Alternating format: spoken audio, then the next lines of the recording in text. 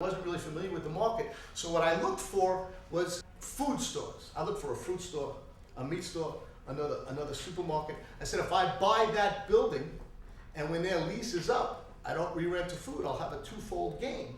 Because now I'm eliminating competition while picking up some real estate.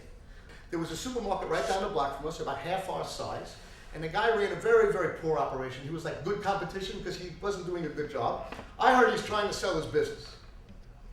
So I said, well, let me go talk to this guy. I don't want a real sharp operator to go in there because it'll hurt me. So I went to go talk to the guy and I said, how much you want for your business? He gave me a price. I said, what kind of lease do you have? He says, well, I have 18 months left of my lease. I said, 18 months at least, that's no life. I said, in 18 months, the landlord could put me out. He says, well, you call the landlord and you make your own lease. I said, fine. He gave me the landlord's number. I called the guy up. I said, what do you want for the building?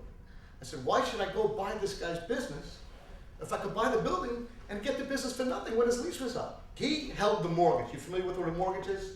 So in other words, I gave him some money down, he held the mortgage, I had to make monthly payments to him. Then we had this big empty store.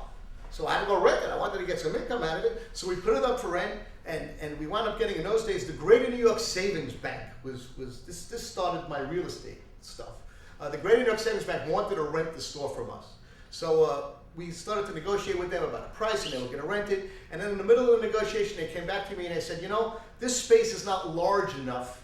We need a bigger space because we want a drive-through window. And they said, if they can't get the building next to this, they don't want my building. So I walked out of that meeting and I said, gee, the building next door was a fruit store. I go to the municipal building downtown Brooklyn. You look up who owns the property. I found out the owner of the property. And the building was worth, I think at the time, maybe $70,000 to $75,000. And I didn't really have the money to buy the building. So I met the owner and I offered him $100,000 to the building. And he was like, wow, that's more than it's worth. I said, but this is the deal. I'll give you 10% down and I want 2 years to close. So I gave him $10,000 down. He went for this because he was getting paid 30% more than his building was worth. And I had a 2-year contract. Then I went back to the bank and I said to the bank, you still interested in the building next door? They said, yes. I said, fine. I just tied up the building. I have a contract on it. Now you want to rent the whole corner from me. They were upset that I beat them to the punch. Anyway, I wound up getting close to signing a lease with the bank. They were going to rent the whole space from me. And I said to them, there's only one kicker here. They said, what's that? We were just about to sign a lease. I said to them, you guys got to lend me the money so I can buy the building, so I can rent it back to you guys. And so the bank says to me, said to me, well, we want to have the right to cancel a lease in case we can't get our approvals. Banks have to get approvals from the government before they can open. And I said, well, if you want that right, I said, I didn't want to say penalty. I said, opportunities cost money. I said, you want to have an opportunity to cancel the lease. I said, if you cancel the lease, I said, then you cancel the mortgage. I said, so I don't owe you any money that I borrowed, to buy this back. And they said, oh, that's crazy, that's ridiculous. Anyway, we wound up making a deal that if they canceled the lease, that they would cut the mortgage in half. I said, okay, I can live with that. So they wound up lending me the money, bought the building, rented it to them, sat empty for 2 years, and they paid me rent for 2 years, and they canceled the lease, and my mortgage was cut in half. They never took the property. How banks operate was they were a big Brooklyn bank, and they wanted to open up in Manhattan, and the community boards have a lot to do with this. They were pushing, they're saying you're not expanding enough in the Brooklyn area. So they wanted to show that they were opening up more branches in Brooklyn so they would be allowed by the federal government to open up their Manhattan branch. Anyway, their purpose was never to open the store, which I didn't realize that at the beginning. But it turned out to be good for me because I wound up with a very good corner, and I wound up actually renting that corner to Blockbuster Videos.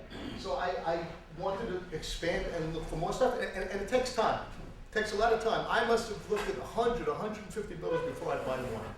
And what I used to do is I used to get up in the morning, go to my supermarket 6:30 in the morning, and after I'm in the business for a number of years now, staying in a store all day, after a while you just don't want to stay there all day. You want to get out. So what I used to do is I used to leave the store in the middle of the day, and I used to go look at buildings.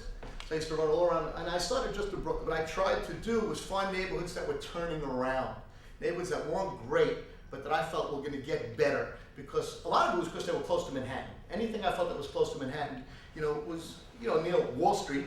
This is 25, 30 years ago. And so I started looking at stuff like in the Park Slope area, in the Fort Greene area. You guys familiar with any of those areas? Now those areas 30 years ago, you wouldn't walk around there. I mean, you would get mugged almost in every street corner. So I started buying up stuff and I was saying, it's so close to Manhattan, it's got to get better. And I bought stuff very, very inexpensively. I always looked for stuff that was a mess. so you got it for less. And then what I did was I started to renovate these buildings. So I would buy them, I would renovate them, and I would lease them out, and I would collect rent. So I started owning real estate.